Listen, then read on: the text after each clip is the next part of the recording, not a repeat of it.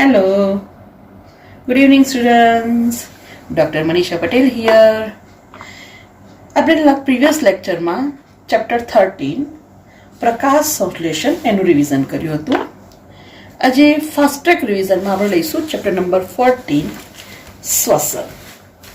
હવે આપણને ખબર છે કે કોષમાં બહુ અસંખ્ય જૈવ રાસાયણિક ક્રિયાઓ ચાલે છે. જે ક્રિયાઓ સંશ્લેષણાત્મક હોય અથવા સર્જનાત્મક હોય એ ક્રિયાઓને કહેવાય ચય ક્રિયા, અને જે ક્રિયા વિઘટનાત્મક હોય જેને આપણે કહીએ છીએ અપચય ક્રિયા. રાઈટ? તો ચય ક્રિયા આપણે જે જોઈ ગયા ધેટ ઇઝ પ્રકાશ સંશ્લેષણ, જે ઉર્જાગ્રાહી પ્રક્રિયા છે. તો આજે આપણે વાત કરવાની છે વિઘટનાત્મક પ્રક્રિયા ધેટ ઇઝ શ્વસન, કે જે કેવી પ્રક્રિયા છે અપચય, અને ઉર્જાનો ત્યાગ થાય છે, ઉર્જા મુક્ત થાય છે, એટલા માટે આને ઉર્જા ત્યાગી પ્રક્રિયા કહેવાય છે. હવે ખાસ ધ્યાન રાખજો કે ભાઈ પ્રકાશ સંશ્લેષણ કે જેમાં સરળ અણુમાંથી જટિલ અણુનું નિર્માણ થાય છે, જ્યારે જે શ્વસન જે અપચય ક્રિયા છે જે વિઘટનાત્મક છે કે જેમાં જટિલ અણુનું વિઘટન થઈને બને છે સરળ અણુ. બરાબર? હવે વાત આવે છે કે ભાઈ પ્રકાશ સંશ્લેષણ કોણ કરે? તો લીલી વનસ્પતિ અથવા તો હરિત દ્રવ્યયુક્ત ધરાવતા જે ભાગો છે એ પ્રકાશ સંશ્લેષણ કરે છે, અને પ્રકાશ સંશ્લેષણ દ્વારા પોતાનો ખોરાક જાતે બનાવે છે. બરાબર? પણ કયા સજીવો? સ્વાવલંબી સજીવો. એટલે આપણને ખબર જ છે કે ભાઈ શું થાય છે, તો પ્રકાશ શક્તિ એનું રૂપાંતર થાય છે રાસાયણિક શક્તિમાં. બરાબર? ઓકે.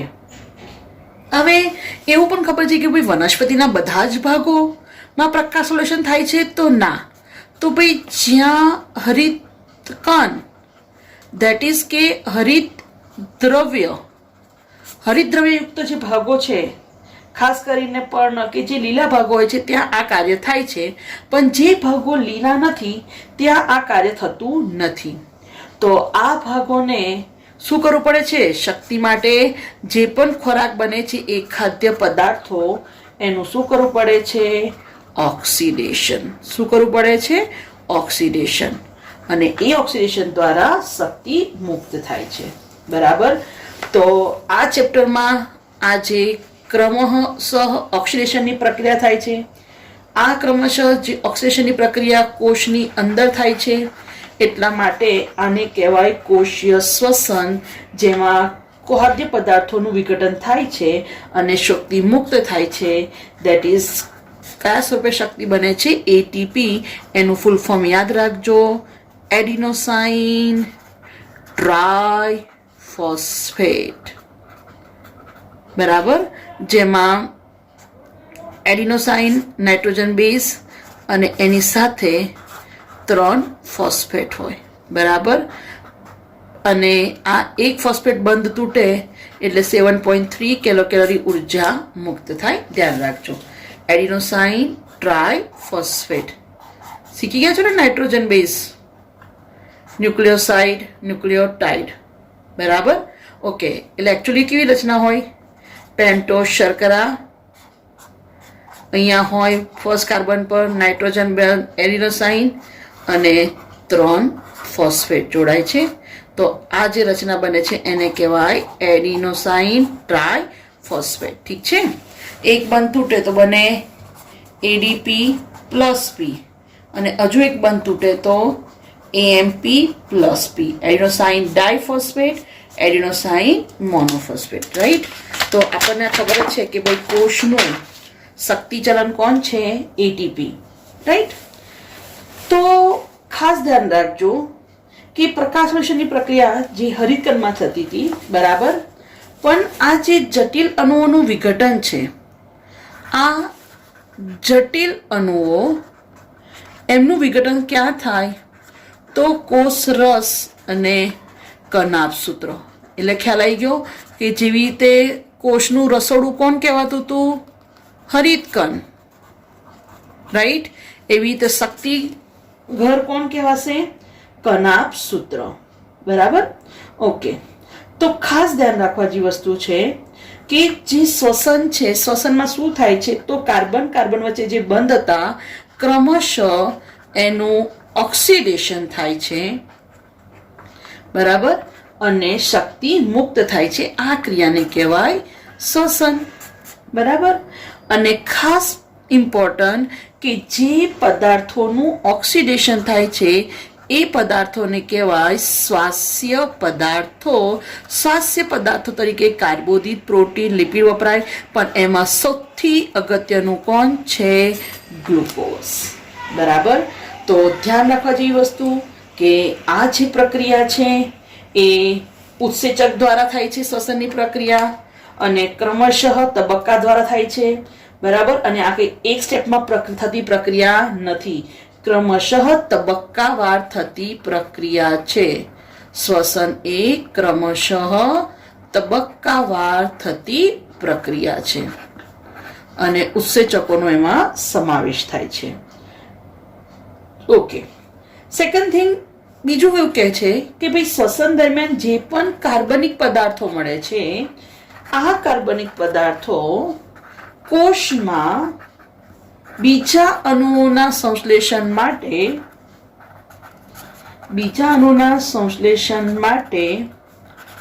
પૂર્વગામી સ્વરૂપમાં કામ આવે છે. ધેટ મીન્સ સિમ્પલી તમે એવું કહી શકાય કે કાચા માલ તરીકે ઉપયોગી છે. જેમ કે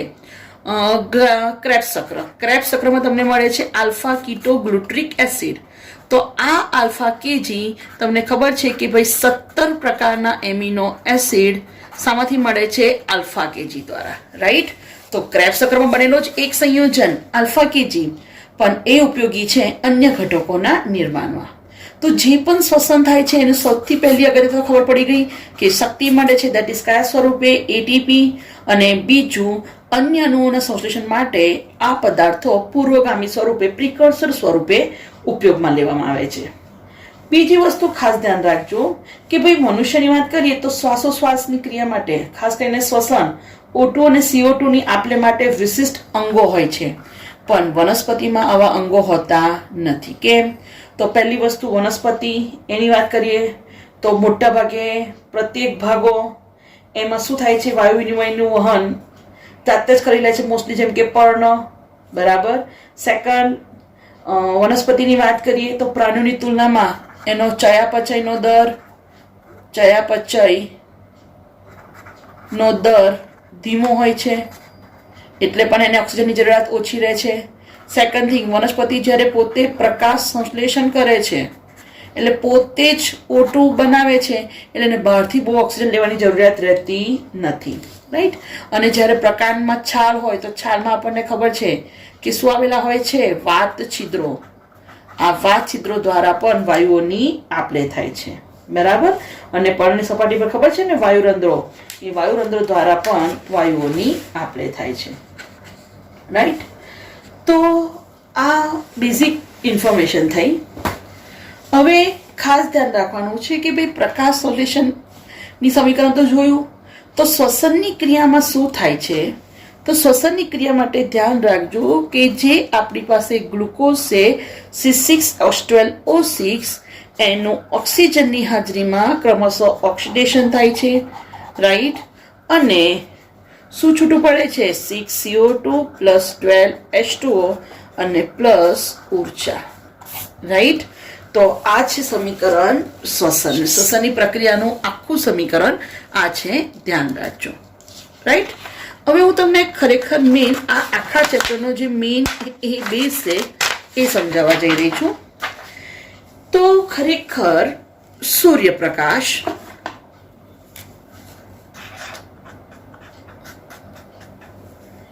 તો સૂર્યની જે શક્તિ મળે છે એનો ઉપયોગ કરે છે, આ સૂર્યપ્રકાશનો ઉપયોગ કરે છે કોણ? લીલી વનસ્પતિ, જેને આપણે સ્વાવલંબી કહીએ છીએ. આ લીલી વનસ્પતિ પ્રકાશ સંશ્લેષણની ક્રિયા દ્વારા ખોરાક બનાવે છે, રાઈટ, એટલે ખબર પડી જાય કે ખોરાક એટલે સમજી શકીએ છીએ કે ભાઈ પ્રકાશ શક્તિ એનું રૂપાંતર થયું રાસાયણિક શક્તિમાં. પ્રકાશ શક્તિનું રૂપાંતર શામાં થયું? રાસાયણિક શક્તિ.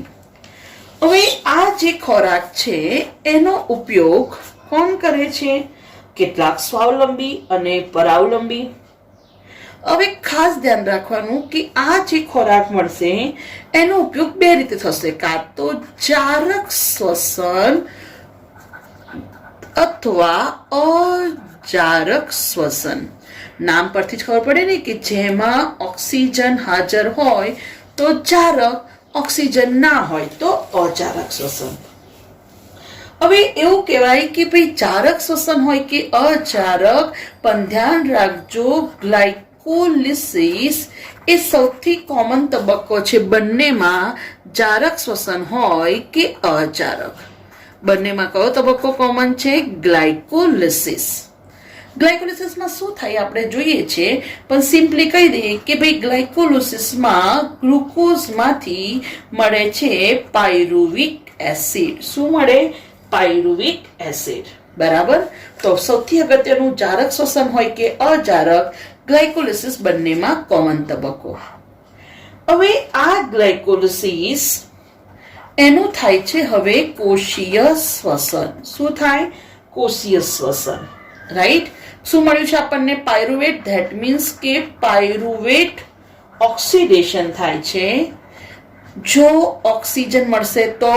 અને આ પાયરુવેટ ઓક્સિડેશન થાય છે કયા સ્ટેપ દ્વારા? મોસ્ટ ઇમ્પોર્ટન્ટ ક્રેબ્સ ચક્ર અથવા એને કહેવાય TCA ચક્ર. રાઈટ. ધ્યાન રાખવા જેવી વસ્તુ શું છે કે ગ્લાયકોલિસિસની પ્રક્રિયા ક્યાં થશે? કોષ રસમાં. જ્યારે કેપ્સ ચક્રની પ્રક્રિયા કનાભસૂત્રના આધારકમાં. બરાબર. અને આ ક્રેબ્સ ચક્ર પછી ત્રીજું જે અગત્યનું સ્ટેપ છે that is ETS, electron transport system. એને ETS કહેવાય, વીજાણુ પરિવહન તંત્ર, અથવા એનું જ નામ શ્વસન શૃંખલા. ઇન શોર્ટ, આ 3 સ્ટેપ દ્વારા કેવું ઓક્સિડેશન થાય છે? સંપૂર્ણ ઓક્સિડેશન થાય છે. કેવું ઓક્સિડેશન થાય? સંપૂર્ણ. અને સંપૂર્ણ ઓક્સિડેશન થાય એટલે નિપજ મળે છે તમને 38 ATP. રાઈટ. અને આ પ્રક્રિયા ક્યાં થાય છે? તો ETS ની પ્રક્રિયા કર્ણાભસૂત્રના ક્રિસ્ટી, F1 કણિકા જેને કહીએ છીએ ત્યાં થાય છે. રાઈટ.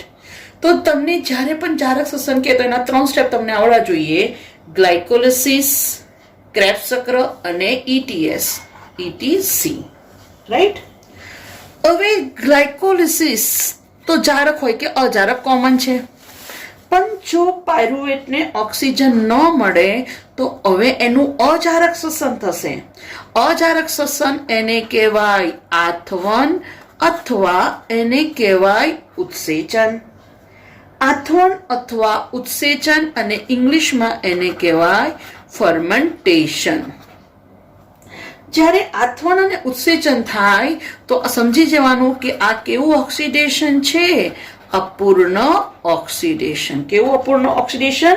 અપૂર્ણ ઓક્સિડેશન. અને જ્યારે અપૂર્ણ ઓક્સિડેશન થાય તો નિપજ 2 વસ્તુ મળે, કાં તો લેક્ટિક એસિડ અથવા આલ્કોહોલ અને CO2. અને અહીંયા નિપજ મળે છે ફક્ત 2 ATP. કેટલી નિપજ મળે? 2 ATP. ધ્યાન રાખજો. બરાબર. ઓકે. તો આ એક જસ્ટ ઇન્ટ્રોડક્શનરી થયું કે ભાઈ આટલું તમે સમજો તો ખબર પડી જાય કે જારક શ્વસનમાં શું આવે અને અજારક શ્વસનમાં શું આવે. બરાબર. આટલું ખાસ ધ્યાન રાખજો. હવે હું તમને ડિટેલમાં લઉં છું ગ્લાયકોલિસિસ. તો ગ્લાયકોલિસિસની જ્યારે વાત આવે તો ગ્લાયકોલિસિસ નામ પ્રમાણે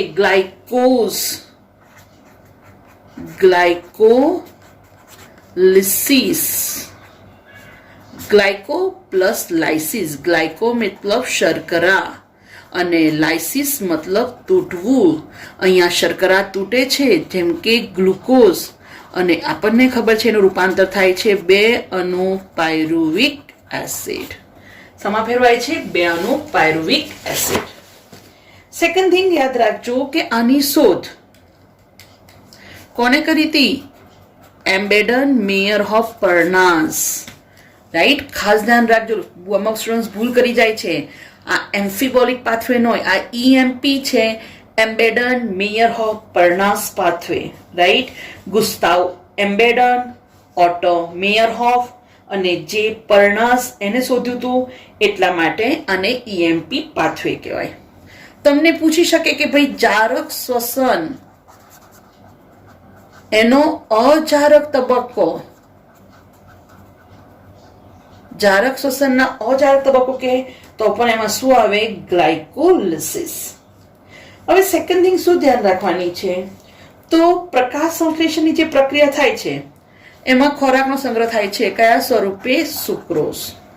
તો આ સુક્રોઝ ખાસ ધ્યાન રાખજો, ઇન્વર્ટેજ ઉત્સેચક ભૂલી જવાય છે, અથવા સુક્રેઝ ઉત્સેચક એની મદદથી શેમાં ફેરવાય છે? ગ્લુકોઝ અને ફ્રુક્ટોઝમાં. શેમાં ફેરવાય છે? ગ્લુકોઝ અને ફ્રુક્ટોઝ. બરાબર. અને ત્યાર પછી આ પ્રવેશે છે શ્વસન પથમાં. તો ગ્લાયકોલિસિસની પ્રક્રિયા EMP પાથવે કહેવાય, એમ્બેડન મેયરહોફ પરનાઝ પાથવે. રાઈટ. તો હવે આપણે સ્ટેપ બાય સ્ટેપ ગ્લાયકોલિસિસની પ્રક્રિયા જોઈશું. તો ગ્લાયકોલિસિસની વાત કરીએ તો સૌપ્રથમ ગ્લુકોઝ. ગ્લુકોઝ કેટલા કાર્બનયુક્ત છે? 6 કાર્બનયુક્ત. આ ગ્લુકોઝનું એટીપીની મદદથી ફોસ્ફોરીકરણ થાય છે અને મળે છે ગ્લુકોઝ 6 ફોસ્ફેટ, એટલે 6થો કાર્બન અને એની સાથે જોડાય છે ફોસ્ફેટ. બરાબર, ગ્લુકોઝનું ફોસ્ફોરીકરણ થાય છે. ધ્યાન રાખજો, એટલે એટીપી શામાં ફેરવાય છે? એડીપી પ્લસ પીમાં, અને આ ફોસ્ફરસ જોડાય છે ગ્લુકોઝ સાથે અને બને છે ગ્લુકોઝ 6 ફોસ્ફેટ. બરાબર. આ ગ્લુકોઝ 6 ફોસ્ફેટ, અચ્છા અહીંયા ઉત્સેચક રહી ગયો, મોસ્ટ ઇમ્પોર્ટન્ટ ઉત્સેચક યાદ રાખજો, હેક્ઝોકાઇનેસ. કયું ઉત્સેચક? હેક્ઝોકાઇનેસ. હવે આ ગ્લુકોઝ ફેરવાય છે એના સમઘટક ફ્રુક્ટોઝ 6 ફોસ્ફેટ, C6P. શેમાં ફેરવાય? Fructose 6 phosphate. Again fructose 6 phosphate એનું ફોસ્ફોરીકરણ થાય છે અગેન કોની મદદથી? એટીપી ની મદદથી. શેમાં ફેરવાય? એડીપી પ્લસ પી. બરાબર. અને એ ફેરવાય છે ફ્રુક્ટોઝ 1,6 બાય ફોસ્ફેટ PC6P. બરાબર. તો ધ્યાન રાખજો, ગ્લુકોઝનું ફોસ્ફોરીકરણ થયું, બન્યું ગ્લુકોઝ 6 ફોસ્ફેટ. ગ્લુકોઝ 6 ફોસ્ફેટ એના સમઘટક ફ્રુક્ટોઝ 6 ફોસ્ફેટમાં ફેરવાય. ફ્રુક્ટોઝ 6 ફોસ્ફેટનું ફોસ્ફોરીકરણ થાય, એમાં ફોસ્ફેટ ઉમેરાય અને બને ફ્રુક્ટોઝ 1,6 બાય ફોસ્ફેટ. હવે આ ફ્રુક્ટોઝ 1,6 બાય ફોસ્ફેટ એનું વિખંડન થાય છે. બરાબર. હવે સમજી લો કે 6 કાર્બન છે અને 2 ફોસ્ફેટ છે, તો આને ઇક્વલ ભાગલા પડવા હોય તો આવા જ પડે. બરાબર ને? હવે જો સમજી લો કે કોઈ પેરેન્ટ્સને 2 છોકરા હોય તો કોઈ સેવા ભાગલા પડે કે ચલો એકને બધું ગોલ્ડ અને એકનું બધું સિલ્વર? ના, ભાગલા એવા ના હોય. ભાગલા કેવા હોય? ગોલ્ડ હોય તો પણ અડધું અડધું અને સિલ્વર હોય તો પણ અડધું અડધું. સેમ એવી રીતે અહીંયા 6 કાર્બન અને 2 ફોસ્ફરસ છે, તો એના ભાગ પડશે તો એક શર્કરા બનશે 3 કાર્બન અને 1 ફોસ્ફરસ, તો બીજી શર્કરા બનશે અગેન 3 કાર્બન અને ફોસ્ફરસ. તો આ જે 2 શર્કરાઓ બને છે એ DHAP અને PGAL. રાઈટ. હવે એવું કહેવાય છે કે આ DHAP અને PGAL બંને શર્કરાઓ એકબીજામાં રૂપાંતર પામે છે. રાઈટ.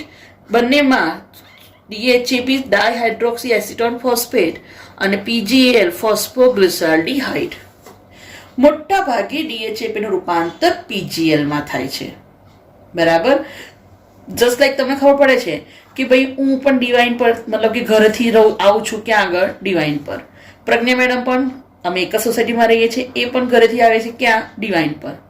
તો જ્યારે અમારા લેક્ચર સાથે હોઈએ તો મોટા ભાગે અમે શું કરીએ છીએ, અલગ અલગ ગાડી લઈને આવતા નથી. એના બદલે અમે શું કરીએ છીએ, એક જ ગાડી પર બંને જણ આવી જઈએ છીએ. Right, double decker.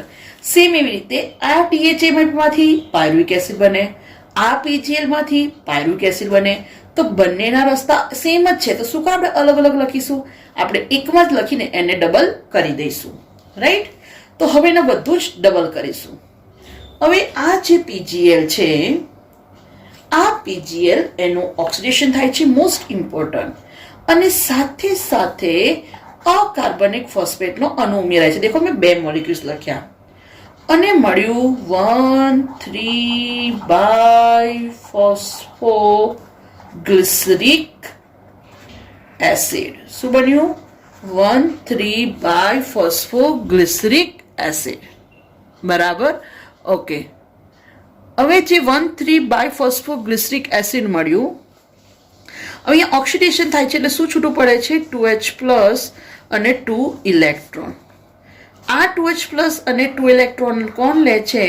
હાઇડ્રોજન ગ્રાહી પદાર્થ NAD અને સમા ફેરવાય છે NADH2 માં. સમા ફેરવાય છે NADH2 માં. ધ્યાન રાખજો. પણ કેટલા મોલિક્યુલ્સ? 2 મોલિક્યુલ્સ. બરાબર ને? કારણ કે DHAP નો બી સેમ રસ્તો છે, PGL નો પણ સેમ છે, એટલે આપણે એક કમ્બાઇન્ડ કરી દીધું. હવે આ જે 1,3-biphosphoglyceric એસિડ છે એનું વિફોસ્ફોરીકરણ થાય છે. એમાંથી ફોસ્ફરસ છૂટો પડે છે. આ છૂટો પડેલો ફોસ્ફરસ લે છે ADP અને ફેરવાય છે શામાં? ATP માં. રાઈટ. અને શું બને છે? 3-phosphoglyceric acid. જે શામાં ફેરવાય છે? 2-phosphoglyceric acid. 2-phosphoglyceric એસિડ શામાં ફેરવાય? ફોસ્ફોઇનોલ પાયરુવિક એસિડ.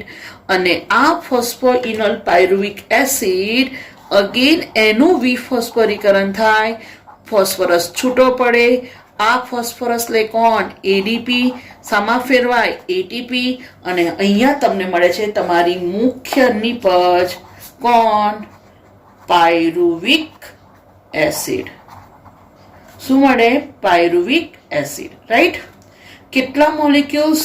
2. ધ્યાન રાખજો. 1,3-biphospho કેટલા? 3-phosphો કેટલા? 2 molecule. 2-phosphoglyceric acid 2 molecule. Phosphoenol pyruvic acid 2 molecule. અને પાયરુવિક એસિડ પણ કેટલા મોલિક્યુલ્સ? 2 મોલિક્યુલ્સ. તો અહીંયા એક ગ્લુકોઝનું ક્રમશઃ ઓક્સિડેશન થાય છે અને આપણને મળે છે 2 અણુ પાયરુવિક એસિડ.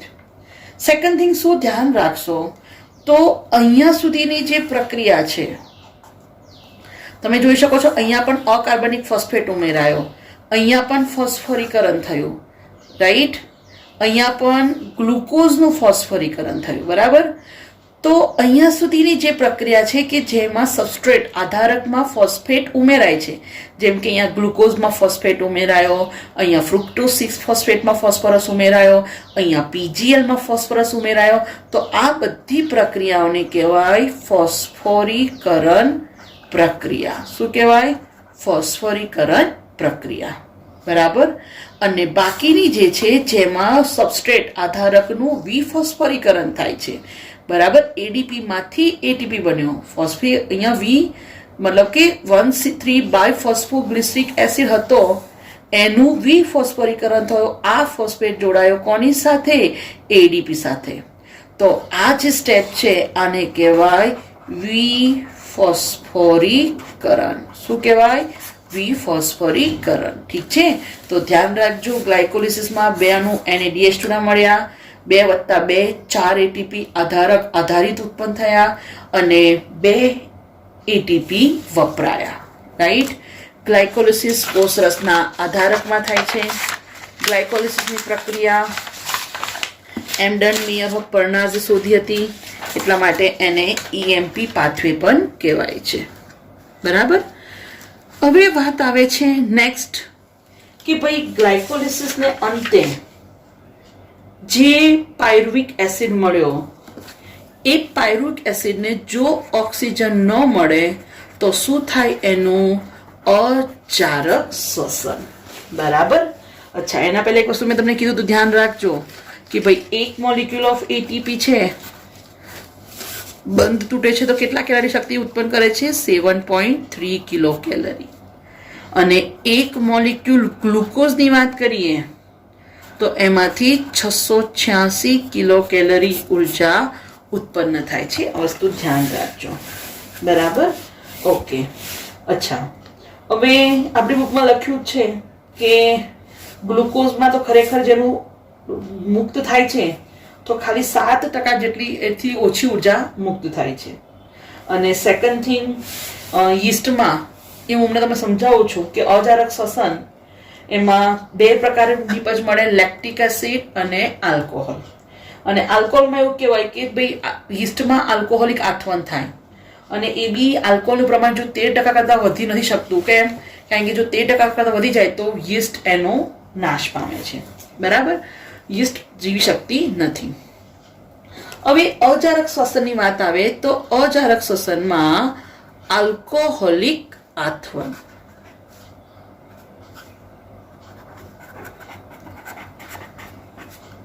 બરાબર. અને બીજું લેક્ટિક એસિડ આથવન. આલ્કોહોલિક આથવન હમણાં જ મેં તમને કીધું કે સામાં જોવા મળે. યીસ્ટ શું થાય છે તો જે પાયરુવિક એસિડ છે, આ પાયરુવિક એસિડનું ડીકાર્બોક્સાઇલેઝ ઉત્સેચક અને થિયામીન પાયરોફોસ્ફેટ એની મદદથી એ ફેરવાય છે CH3CHO અને મુક્ત થાય છે 2 મોલિક્યુલ્સ ઓફ CO2. આ છે એસિટાલ્ડીહાઇડ. આ જે એસિટાલ્ડીહાઇડ છે CH3CHO NADH2 ની મદદથી એ ફેરવાય છે 2 અણુ મોસ્ટ ઇમ્પોર્ટન્ટ C2H5OH આલ્કોહોલ અને મળે છે 2 molecules NAD. Right.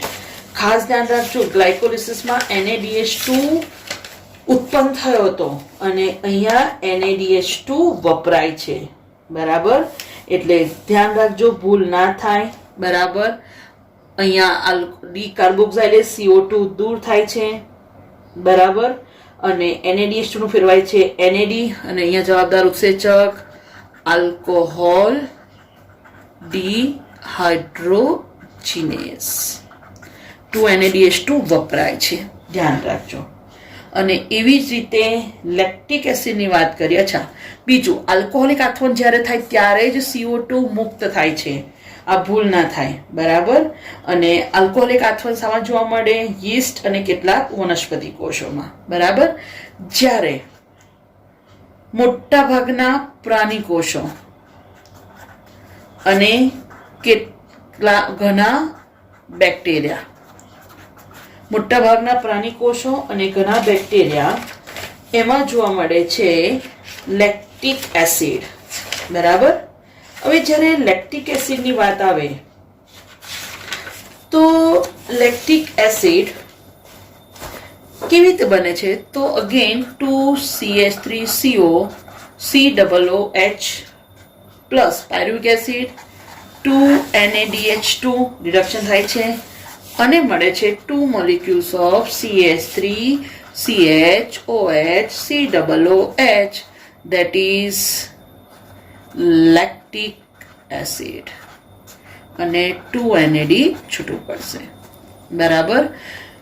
Lactic acid.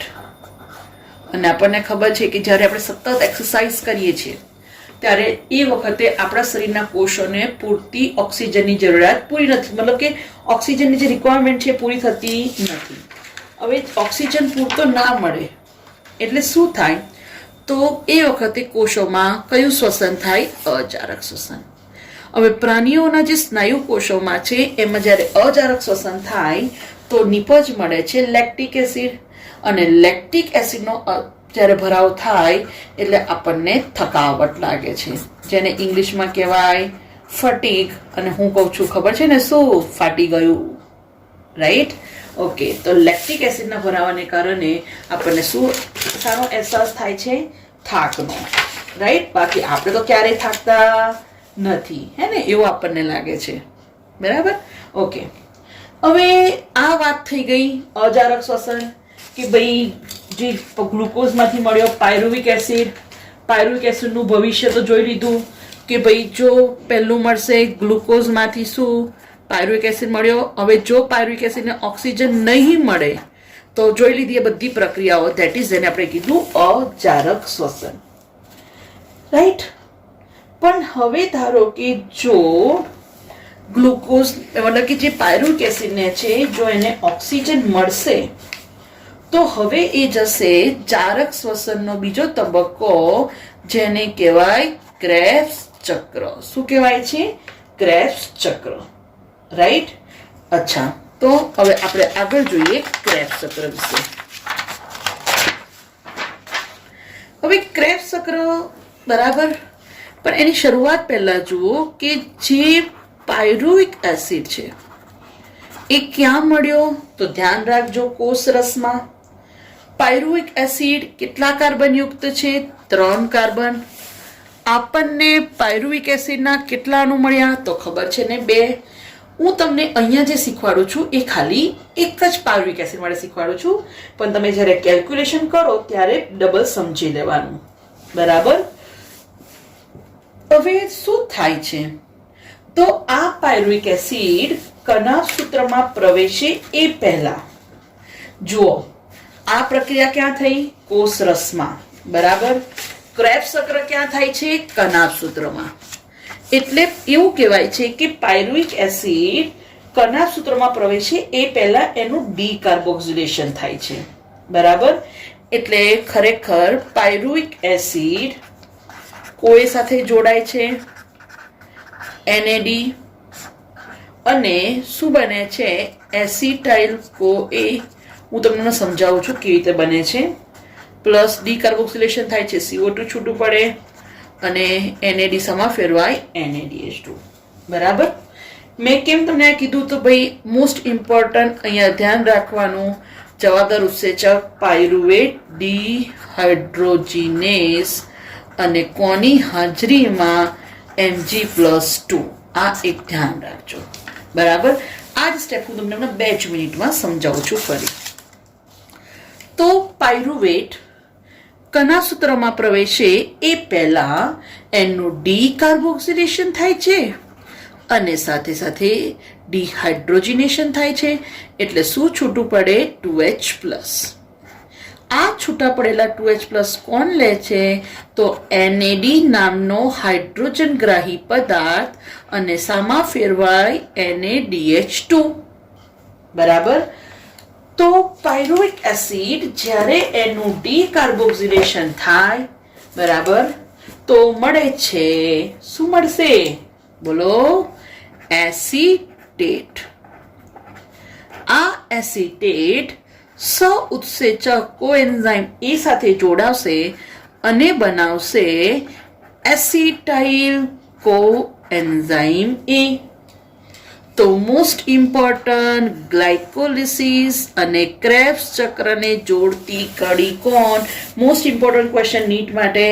Acetyl કોએ કેટલા કાર્બન યુક્ત? 2 કાર્બન યુક્ત સંયોજન, બરાબર? હવે ધ્યાન રાખજો કે આ જે એસિટાઇલ કોએ છે એકચ્યુઅલી હવે એ કણાવ સૂત્રમાં પ્રવેશે છે, એટલે રિયલ ક્રેબ્સ ચક્રની પ્રક્રિયાની શરૂઆત અહીંયા થાય છે. આ એસિટાઇલ કોએ કણાવ સૂત્રના આધારકમાં રહેલા ઓક્ઝેલો એસિટિક એસિડ સાથે જોડાય છે. કેટલા કાર્બન યુક્ત? 4. આ કેટલા કાર્બન? 2 કાર્બન. 2 + 4 કેટલા કાર્બન? 6 કાર્બન. તો સૌ પ્રથમ જે નિપજ મળે છે સાઇટ્રિક એસિડ એ 6 કાર્બન યુક્ત હોવાથી આ ચક્રને TCA ચક્ર પણ કહેવાય છે. સેકન્ડ થિંગ શું ધ્યાન રાખશો કે ભાઈ આ જે TCA ચક્ર છે, બરાબર, એ ક્યાં થાય છે? તો TCA ચક્ર કરનાફ સૂત્રના આધારકમાં થાય છે. બરાબર. ઓકે, તો પ્રથમ સ્થાયીની પર 6 કાર્બન યુક્ત હોવાથી આને કહેવાય સાઇટ્રિક એસિડ ચક્ર. આ સાઇટ્રિક એસિડ ફેરવાય છે સિસ એકોનિટિક એસિડ. કેટલા carbon? Again 6 carbon. Cis aconitic ફેરવાય છે શામાં? Iso citric acid. એનું ડિહાઇડ્રોજનેશન થાય છે અને એ ફેરવાય છે ઓક્ઝેલો સક્સિનિક એસિડ. ડિહાઇડ્રોજનેશન થાય છે, છૂટા પડ્યા 2H+ કોણ લે છે? NAD. શામાં ફેરવાય છે? NaDH2. રાઈટ. અને મોસ્ટ ઇમ્પોર્ટન્ટ તમે જોઈ શકો છો કે ભાઈ આ 6 કાર્બન, આ પણ 6 કાર્બન, આ પણ 6 કાર્બન, આ પણ 6 કાર્બન. તો મોટા ભાગના આ જે પણ કાર્બનિક એસિડ છે, આ બધા જ કાર્બનિક એસિડમાં એના બંધારણ જોઈએ તો કાર્બોક્સિલિક જૂથ 3 આવેલા છે. એટલા માટે એને કહેવાય TCA ચક્ર, ટ્રાય કાર્બોક્સિલિક એસિડ ચક્ર. ટ્રાય કાર્બોક્સિલિક એસિડ ચક્ર, that is TCA ચક્ર. બરાબર. હવે શું થાય છે? તો આ જે ઓક્ઝેલો સક્સિનિક એસિડ છે એનું ડીકાર્બોક્સિલેશન થાય છે. હવે જ્યારે ડીકાર્બોક્સિલેશન થાય તો કેટલા કાર્બન થાય? 6 કાર્બનમાંથી 5 કાર્બન બની જાય અને મળે છે આલ્ફા કીટોગ્લુટ્રિક એસિડ. આ આલ્ફા કીટોગ્લુટ્રિક એસિડ અગેન એનું ડીકાર્બોક્સિલેશન થાય છે, સાથે સાથે ડિહાઇડ્રોજનેશન પણ થાય છે. બરાબર. તો આ સ્ટેપ ધ્યાન રાખજો. છૂટા પડેલા 2H+ કોણ લે છે? NAD નામનો હાઇડ્રોજનગ્રાહી પદાર્થ. શામાં ફેરવાય? NaDH2. અને હવે મળશે શું મળશે? સક્સિનાઇલ CoA. શું મળશે? સક્સિનાઇલ CoA. આ સ્ટેપ ખાસ ધ્યાન રાખજો. બરાબર. તો આ કેટલા કાર્બન યુક્ત થશે હવે? Correct, 4 carbon. બરાબર. હવે આ સક્સિનાઇલ CoA જે છે એનું રૂપાંતર થાય છે સક્સિનેટ. શામાં ફેરવાય છે? સક્સિનેટ. સક્સિનાઇલ CoA જ્યારે સક્સિનેટમાં ફેરવાય છે ત્યારે મોસ્ટ ઇમ્પોર્ટન્ટ GDP નું રૂપાંતર થાય છે GTP, અને આ શક્તિની મદદથી ADP ફેરવાય છે શામાં? ATP માં. ધ્યાન રાખજો. બરાબર. યાદ રહેશે ને? બરાબર. સક્સિનાઇલ CoA ફેરવાય સક્સિનેટ. સક્સિનેટ કેટલા કાર્બન? 4 કાર્બન. આ સક્સિનેટ ડિહાઇડ્રોજનેશન થાય છે અને ફ્યુમરેટ. બરાબર. ડિહાઇડ્રોજનેશન થાય છે, છૂટો પહેલો 2H+ કોણ લે છે? મોસ્ટ ઇમ્પોર્ટન્ટ FAD નામનો હાઇડ્રોજનગ્રાહી પદાર્થ. શામાં ફેરવાય? FADH2. આ ફ્યુમરેટ શામાં ફેરવાય છે? મેલેટ. કેટલા કાર્બન? 4. અને મેલેટનું ડિહાઇડ્રોજનેશન થાય છે, 2H+ કોણ લે છે? NAD. અને શામાં ફેરવાય? NaDH2. બરાબર. તો આ થયું આપણું ક્રેબ્સ ચક્ર. મોસ્ટ ઇમ્પોર્ટન્ટ તમે જોઈ શકો છો 1 2 3 4. 4 જગ્યાએ NaDH2 અને એક જગ્યાએ શું મળે છે? FADH2. અને શોર્ટકટ કી યાદ છે ને આપણી? શું યાદ છે કોઈને? બોલો. C for cricket. C એટલે citric acid. Club, that is cis aconitic acid.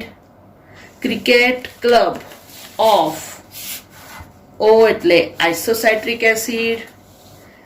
India, I એટલે oxalosuccinic acid. Cricket club of, અચ્છા ક્લબ ઓફમાં રહેવા દો, આઈ એટલે આઇસોસાઇટ્રિક લખી દો. Cricket club of India is okay. O પરથી લઈ લો oxalosuccinic acid. Citric acid પહેલું, સિસ એકોનિટિક એસિડ બીજું, આઇસોસાઇટ્રિક એસિડ ત્રીજું, ઓક્ઝેલો સક્સિનિક એસિડ ચોથું. Cricket club of India is okay. K પરથી લઈ લો alpha ketoglutaric acid, that is પાંચમું. સો એટલે succinyl CoA. Send, that is succinate. Fund, fumarate. Buy, money order. F એટલે fumarate, M એટલે malate અને O એટલે oxalo acetate. Cricket Club of India is okay. So send, fund, buy, money order. ઠીક છે? Okay, તો આ થયું crabs ચક્ર. બરાબર, તો ધ્યાન રાખજો ક્રેબ્સ ચક્ર. હવે નેક્સ્ટ આવે છે ETS, વીજાણુ પરિવહન તંત્ર, ઇલેક્ટ્રોન ટ્રાન્સપોર્ટ સિસ્ટમ, અથવા એને કહેવાય શ્વસન શૃંખલા અથવા વીજાણુ પરિવહન તંત્ર. વીજાણુ પરિવહન તંત્ર. બરાબર, હવે આમાં તમારે ખાલી ધ્યાન શું રાખવાનું છે, મોસ્ટ ઇમ્પોર્ટન્ટ, કે તમને મેં શોર્ટકટ તો શીખવાડી હતી કે ભાઈ જ્યારે વાત કરીએ તો 1 NaDH2 ઇઝ ઇક્વલ ટુ કેટલા એટીપી? 3 એટીપી. કારણ કે આપણને ખબર છે કે ગ્લાયકોલિસિસ અને ક્રેબ્સ ચક્રમાં શું ઉત્પન્ન થયું? NaDH2 અને FADH2.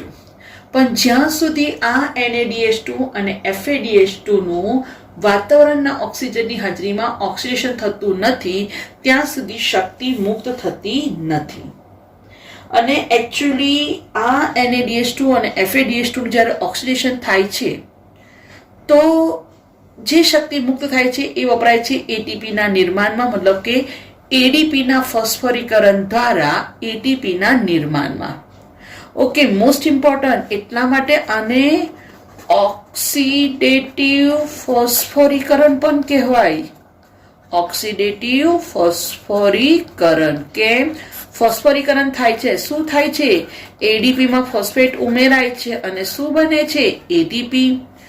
એડીપીમાં ફોસ્ફેટ ઉમેરાઈને એટીપી બને છે, એને કીધું ફોસ્ફોરીકરણ. આ ફોસ્ફોરીકરણ થવા માટે જરૂરી શક્તિ ઓક્સિડેશન દ્વારા મળે છે, એટલા માટે આને કહેવાય ઓક્સિડેટિવ ફોસ્ફોરીકરણ.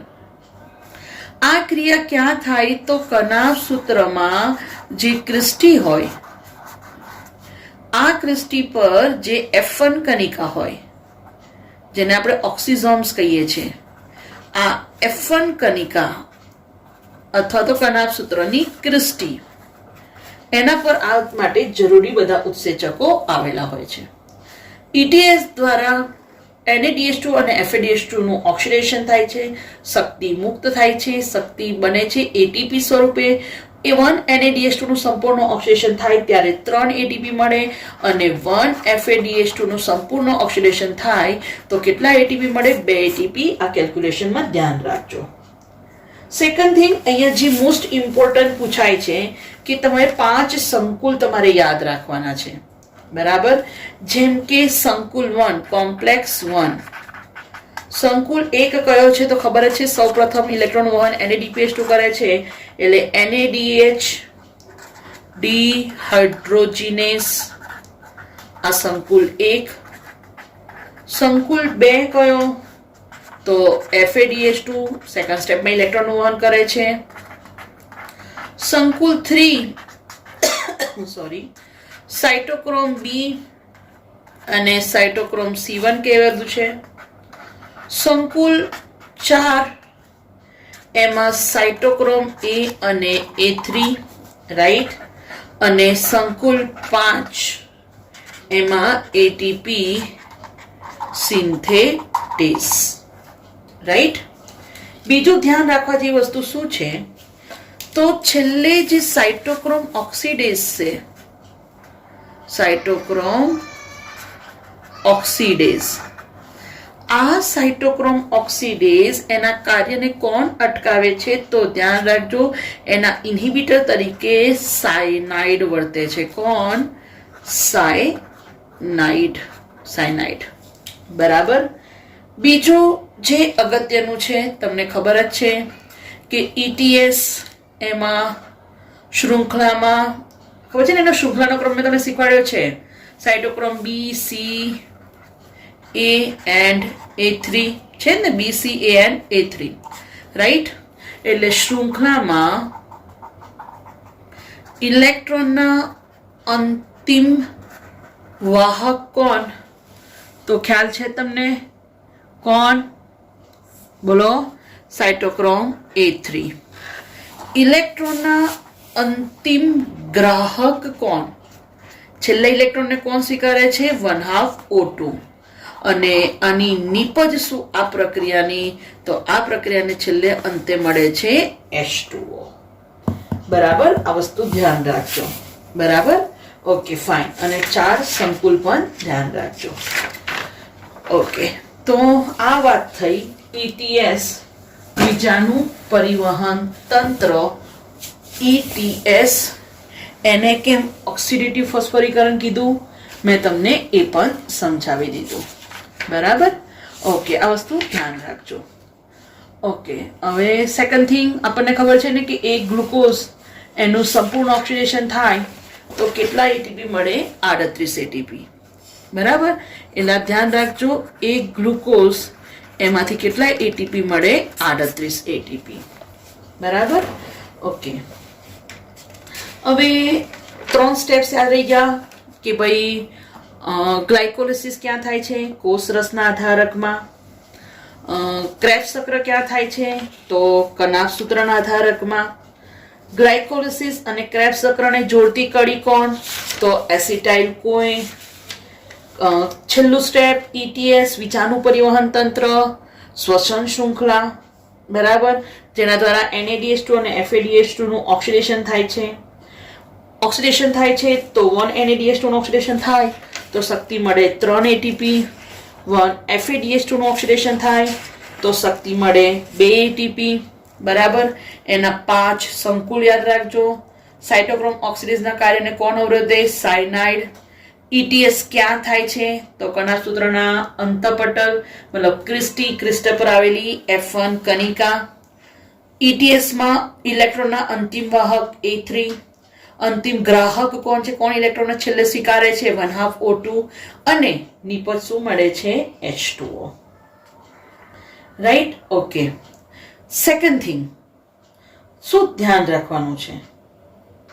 તો જ્યારે આમ તો એક ગ્લુકોઝમાંથી 38 એટીપી, પણ જ્યારે સુકોષ કેન્દ્રીય સજીવોની વાત કરીએ તો જ્યારે પાયરુવિક એસિડ કનાભ સૂત્રમાં પ્રવેશે છે ત્યારે 2 એટીપી જેટલી શક્તિ વપરાઈ જાય છે. એટલે સુકોષ કેન્દ્રમાં પૂછે તો કેટલા એટીપી મળે? ધ્યાન રાખજો, 36 એટીપી. કેટલા એટીપી મળે? 36 એટીપી. બરાબર.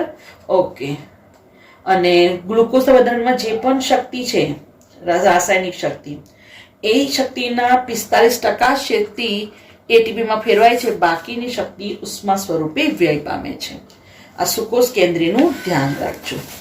બરાબર. ઓકે, ત્યાર પછી આપણી બુકમાં છે એમ્ફીબોલિક પાથવે. હવે એમ્ફીબોલિક ઉભય માર્ગી પાથવે. તો પહેલો જ ક્વેશ્ચન આવે કે કેમ એને ઉભય માર્ગી કીધું? ડબલ ઢોલકી. રાઈટ. તો બધા સ્ટુડન્ટ્સ બહુ જ ભૂલો કરે છે કે ભાઈ એમ્ફીબોલિક કેમ કીધું? તો જસ્ટ લાઈક હમણાં આપણે જે જોયું કે ભાઈ કાર્બોદિત. તો કાર્બોદિત ફેરવાય શામાં? શર્કરા. જેમ કે ગ્લુકોઝ ફેરવાય ગ્લુકોઝ 6 ફોસ્ફેટ, ફેરવાય ફ્રુક્ટોઝ 1,6 બાયફોસ્ફેટ. એનું વિખંડન થાય અને શું મળે? DHAP અને PGAL. ખબર છે ને, બંને એકબીજામાં રૂપાંતર પામી શકે છે. બરાબર. આ પીજીએલ કે ડીએચએપી, બરાબર. તો આ પીજીએલ ફેરવાય છે શામાં પ્રક્રિયાઓના અંતે? તો પાયરુવિક એસિડ. પાયરુવિક એસિડ શામાં ફેરવાય? એસિટાઇલ કોએ, અને એ શામાં જ પ્રવેશે? ક્રેબ્સ ચક્ર. અને ધ્યાન રાખવાનું છે કે સમગ્ર ક્રેબ્સ ચક્ર પ્રક્રિયા દરમિયાન CO2 મુક્ત થાય છે અને H2O, ખબર છે ને, 2 H2O બને છે.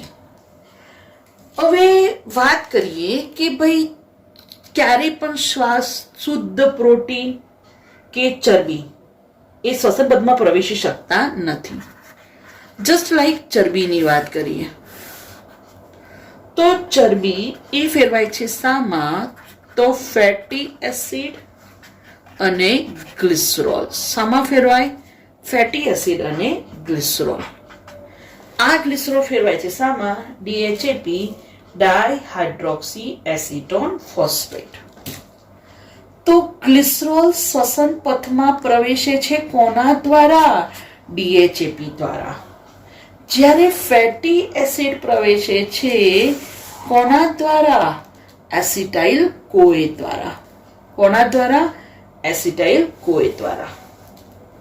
તો ફેટી એસિડ પ્રવેશે છે એસિટાઇલ કોએ દ્વારા. હવે જ્યારે કોષને એવું લાગે કે એસિટાઇલ કોએ વધારે છે અને ફેટી એસિડની જરૂરિયાત વધારે છે, તો આવી કન્ડિશનમાં એસિટાઇલ કોએ એ ફેરવાશે ફેટી એસિડમાં. તો જુઓ, ફેટી એસિડનું રૂપાંતરણ થઈ શકે છે એસિટાઇલ કોએમાં, એસિટાઇલ કોએ ફેરવાઈ શકે છે ફેટી એસિડમાં. અહીંયા બંને ઘટનાઓ થતી હોવાથી એને કહેવાય amphibolic pathway. Same way protein ફેરવાય છે શામાં? Amino acid. અને એમિનો એસિડ શ્વસન પથમાં પ્રવેશે છે કોના દ્વારા? પાયરુવિક એસિડ દ્વારા. બરાબર.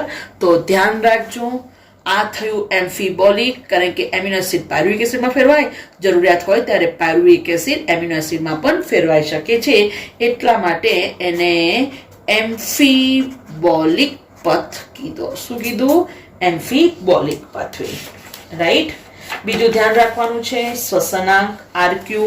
આરક્યુ નું સૂત્ર ખબર છે ને? મુક્ત થતા CO2 અપન ઉપયોગમાં લેવાતા O2 નું કદ. કાર્બોદિત પૂછે, ગ્લુકોઝ પૂછે, ફ્રુક્ટોઝ પૂછે તો એનો 1 આવે. ચરબીમાં ટ્રાયપામિટિન નું સૂત્ર યાદ રાખજો, C51 H98 અને O6. એમાં કેટલા O2 જોઈએ છે તો ખબર છે ને? 145. કેટલા CO2 મુક્ત થાય? 102. એટલે સૂત્ર 102 અપન 145 એટલે કેટલું પ્રમાણ થાય? 0.7. કાર્બનિક એસિડ નું પૂછે, જેમ કે મેલિક ઓક્ઝેલિક એસિડ, તો ઓક્ઝેલિક એસિડ નો શ્વસનાંક 4 થશે. સૌથી અગત્યનું, જો અજારક શ્વસન પૂછે તો અજારક શ્વસન માટે આરક્યુ કેટલો હોય? ઇન્ફાઇનાઇટ અગણિત. બરાબર, કારણ કે એમાં ઓક્સિજન વપરાતો નથી. રાઈટ, ધ્યાન રાખજો. અચ્છા, બીજું શ્વસનાંક, એમાં શુદ્ધ પ્રોટીન અને ચરબીનું મેં કીધું કે શ્વાસ પદાર્થ તરીકે એમનો ક્યારેય સીધો ઉપયોગ થતો નથી. કોની વાત આવે? શુદ્ધ પ્રોટીન અને શુદ્ધ ચરબી. રાઈટ. આ ઉપરાંત જૂની બુકમાં થોડુંક એડિશનલ છે, પીપીપી, પેન્ટોઝ ફોસ્ફેટ પાથ. બરાબર. તો પેન્ટોઝ ફોસ્ફેટ પાથમાં શું થાય છે? તો જે ગ્લુકોઝ છે, ગ્લુકોઝના ફોસ્ફોરીકરણ એટલે એટીપી, એમાંથી શું બન્યું? એડીપી પ્લસ પી. ગ્લુકોઝ સાથે જોડાયો તો શું બને? Glucose 6 phosphate. આ ગ્લુકોઝ 6 ફોસ્ફેટ એનું ઓક્સિડેશન થાય છે અને એ ફેરવાય છે 6 ફોસ્ફો ગ્લુકોનિક એસિડ. અને આ દરમિયાન NAD શામાં ફેરવાય છે? NADPH2 માં. આ 6 ફોસ્ફોગ્લુકોનિક એસિડ એનું ડીકાર્બોક્સિલેશન થાય છે અને ઓક્સિડેશન થાય છે અને મળે છે 5 કાર્બન રિબ્યુલોઝ ફોસ્ફેટ. બરાબર. તો અહીંયા આવી અન્ય પેન્ટોઝ શર્કરાઓ મળતી હોવાથી એને પેન્ટોઝ ફોસ્ફેટ પાથ કહેવાય. બરાબર. ગ્લુકોઝ 6 ફોસ્ફેટનું ઓક્સિડેશન થાય છે, ફોસ્ફો ગ્લુકોનિક એસિડનું પણ ઓક્સિડેશન થાય છે. બરાબર. ઓકે, તો પેન્ટોઝ ફોસ્ફેટ પાથ ધ્યાન રાખજો. અને આ રિબ્યુલોઝ ફોસ્ફેટ વિવિધ પ્રક્રિયામાંથી પસાર થાય અને શેમાં ફેરવાય? ફોસ્ફોગ્લિસરાલ્ડિહાઇડ અને ફ્રુક્ટોઝ ફોસ્ફેટમાં ફેરવાય છે અને પછી એક ક્રેબ્સ ચક્રમાં પ્રવેશે છે. અને બીજું ક્યારેક પૂછાઈ શકે પૂરક આંક. પૂરક આંક અથવા એને કમ્પેન્સેશન પોઈન્ટ કીધો. પૂરક આંક. બરાબર. તો પૂરક આંક માટે આપણે જો એક જ વ્યાખ્યામાં મતલબ કે એક જ લાઈનમાં વ્યાખ્યા જોવી હોય તો એવું કહી શકાય કે વાતાવરણનું CO2 નું સંકેન્દ્રણ કે જે તબક્કે CO2 નું એવું પ્રમાણ કે જે વખતે પ્રકાશ સંશ્લેષણ અને શ્વસન બંને સંતુલિત બને. બરાબર. એને કહેવાય CO2 પૂરક આંક. એટલે એવું કહેવાય કે પૂરક આંક ત્યારે મળે કે CO2 જેટલો મળે. બરાબર. અને એ CO2 શ્વસન દરમિયાન મતલબ કે CO2 ની વાતાવરણમાંથી જે પ્રાપ્ત થાય વનસ્પતિને, બરાબર, અને શ્વસન દરમિયાન જે CO2 ઉદ્ભવે એ બંને જો સરખા હોય, રાઈટ, તો આનું બેલેન્સ થાય. બરાબર.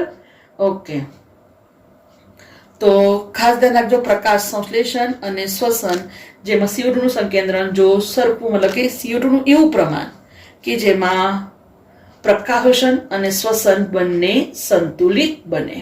બરાબર. ઓકે, અને એક વસ્તુ ધ્યાન રાખવાનું છે કે C4 વનસ્પતિ કરતા C3 માં આ પૂરક આંક કેવો હોય છે? ઊંચો. C3 વનસ્પતિ કરતા C4 માં પૂરક આંક ઊંચો હોય છે. ઠીક છે. આ એક ખાલી ક્વેશ્ચન રાખવાનું કે ભાઈ C4 કરતા અથવા તો કઈ વનસ્પતિ કરતા કઈ વનસ્પતિમાં પૂરક આંક ઊંચો હોય તો C4 કરતા C3 માં પૂરક આંક ઊંચો હોય છે. બરાબર. ઓકે, ખ્યાલ આવી ગયો? તો ગમ્યું હોય તો લાઈક કરજો, શેર કરજો, કમેન્ટ કરજો, અને આપણી આ ચેનલને સબસ્ક્રાઇબ કરજો. Thank you.